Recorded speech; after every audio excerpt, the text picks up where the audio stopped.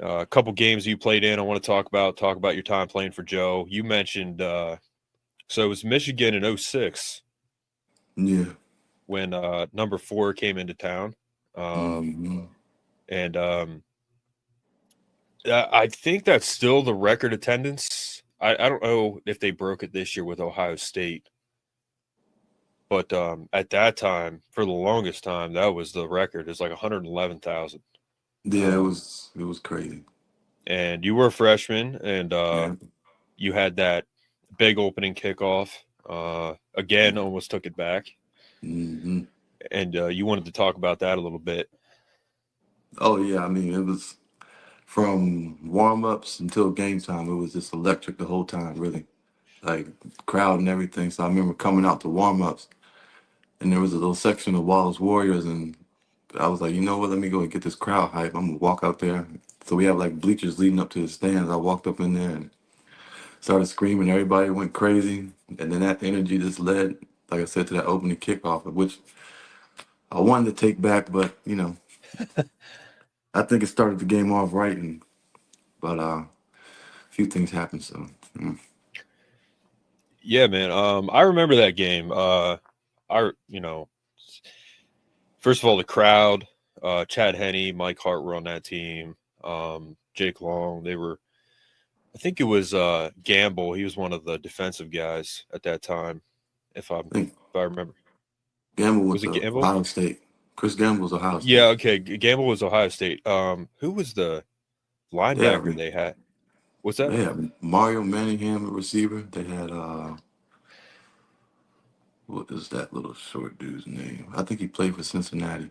Um, it was a deep. Was it Leon Hall? Leon Hall. Yep. I think they had Um, Morgan Trent too. Was that his name? yeah, there you go. A track guy. He was fast. I'm gonna look it up real quick because the next year is when they lost to App State at home. Mm-hmm.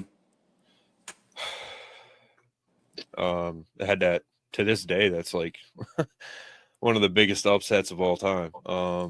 Yeah, they talk about it every year. Yep, yep, and they should. Mm. Penn State, Penn State would never let that happen. Nah. Um, trying to find the roster here. Yeah, so it was Sean Crable Oh, okay, crazy. is who I'm talking about. I thought Gable, yeah, but yeah, Gable, Ohio State guy. But Brandon Miner, they had him too. Mm-hmm. Um, Ryan Mallett was on that team. Oh, they have Brandon Graham too. I think he was a freshman. Yep. Well, Brandon Graham, that was in Ohio. No, was he? I was Was at he the All Michigan? American game with him. Yep. Wow, and he's still playing. Yeah, I think he just retired at the Super Bowl. Yeah, yeah, you're right. Brandon Graham was on that team. Yep. Yeah. I for some reason I thought he was. Yeah, but I know him and Daryl Clark are. I think him and Daryl Clark are friends. Oh, okay. Because I see them talking on Instagram and stuff. But yeah, that was a stacked team. And then they still lost to. You know who else was on that team? Steeler guy. I should remember his name right now. Mhm. Um, he played for the Steelers for quite a long time. What position is it? He's a linebacker. Uh, Um, mm, he was good too. I'm gonna find it. all right. Yeah, I can't even put my finger on.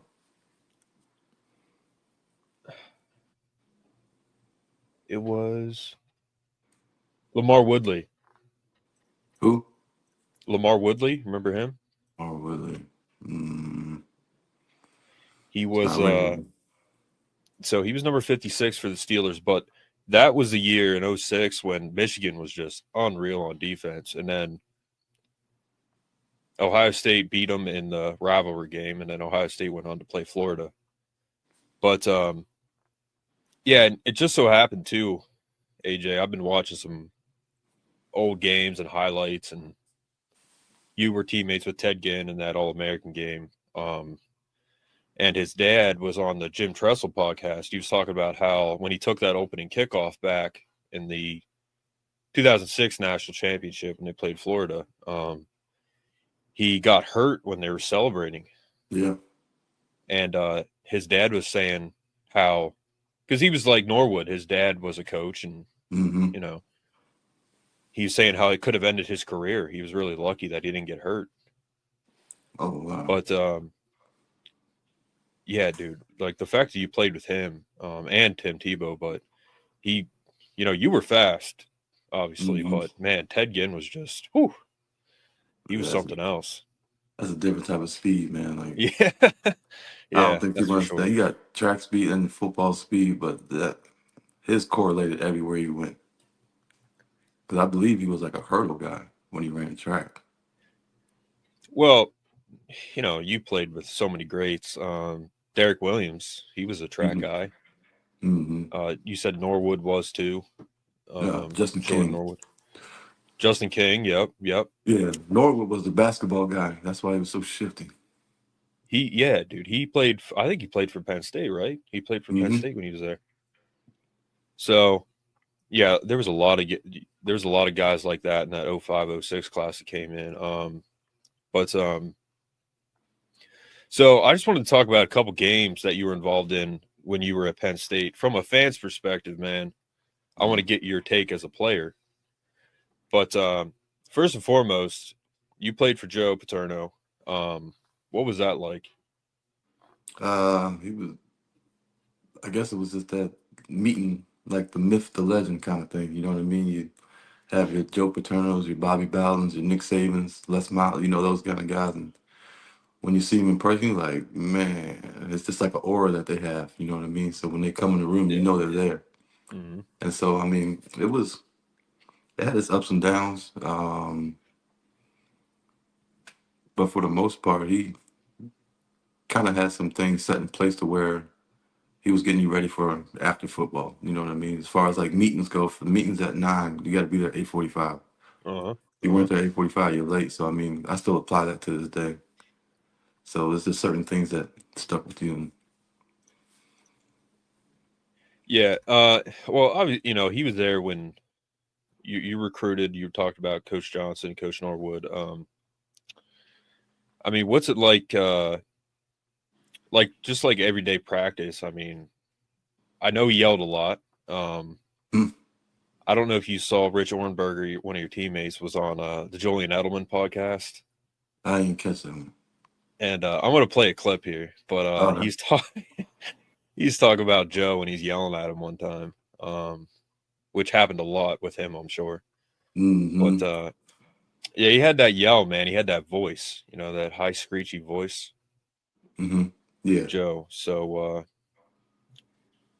did he ever? I'm sure he yelled at you a few times. Yeah. It was more than I can count, but some of it had to do with what I was doing. But yeah, he definitely had his things, and um, overall, like I said, it was just a good experience. You know what I mean? Like I said, it's always ups and downs wherever you go, but just playing for a coach like that, and then just seeing what type of stuff that he tries to instill in his players. Yeah, yeah. Coach Bugs, he's mainly your coach, right? Scrap was my coach. Scrap, right, right. Because Scrap was corners, I Yep. think. Bugs was what, safeties then? Yeah, I think it was safeties, and I think he moved to safeties, but I think he may have been, was he running backs originally? I'm trying to remember. Okay. Yeah, he moved around. But the staff that you had, they were pretty much the staff for years and years. I mean, some guys moved around, like Galen Hall came in Yeah. uh, as the OC, and then Ganter was there for a while. And then like Dick Anderson, Coach Kenny, I mean, all Yeah. those guys, they were there for years and years. Coach Johnson, Hmm. Vanderlinden, Vanderlyn, Yeah. Hmm. linebackers. Yeah. O'Brien, he kept Vanderlyn and Johnson on his staff when he came in. Mm-hmm. But yeah, I just you always hear stories about him, about Joe. So all the players have always spoken very well of him. I'm gonna play this clip. All right. I don't know if can you hear this?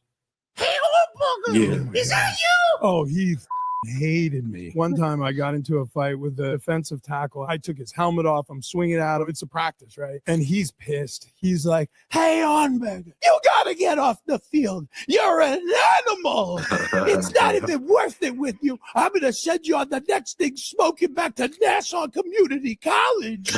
I'm mad. So I'm giving him the finger from across the field, like double birds to Joe Paterno. As I'm leaving the field, my offensive line coach grabs my arm as I'm walking out of our indoor facility. He was like, you've just made a big mistake, Richard. Joe, later on, he's got his back pants on, his ankles exposed. I don't think anybody taught him how to wear pants. And he's walking through the locker room. He stops in my locker and he just looks at me. He goes, you New Yorkers, you're all the same. And I can't stand it.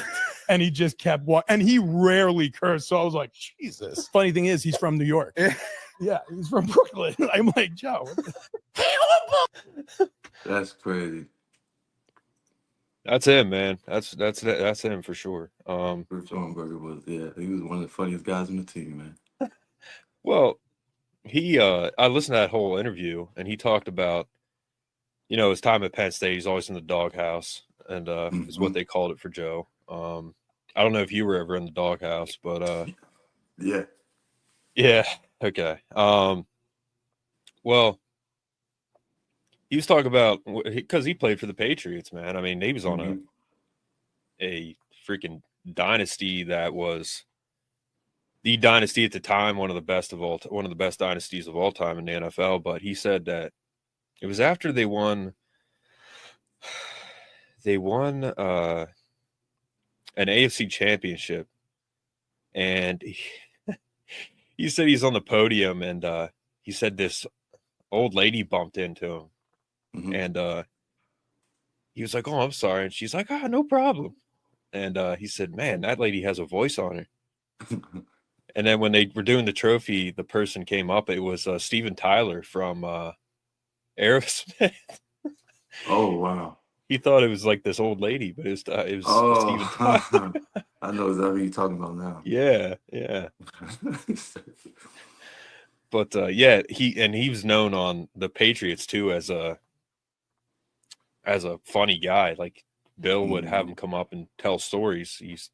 So one time he's telling a story about when he crapped his pants and he had to he stole clothes out of a car in a parking garage.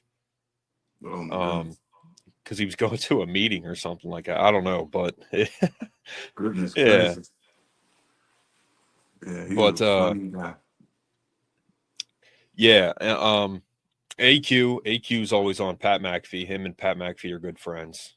I see him on there. And Pat McAfee, man, I remember this one episode because he played at Plum in Pittsburgh, and he played against Justin King.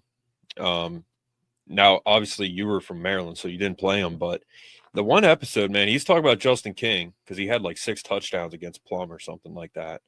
And I think he mentioned you too. You guys, playing at Penn State and how good that couple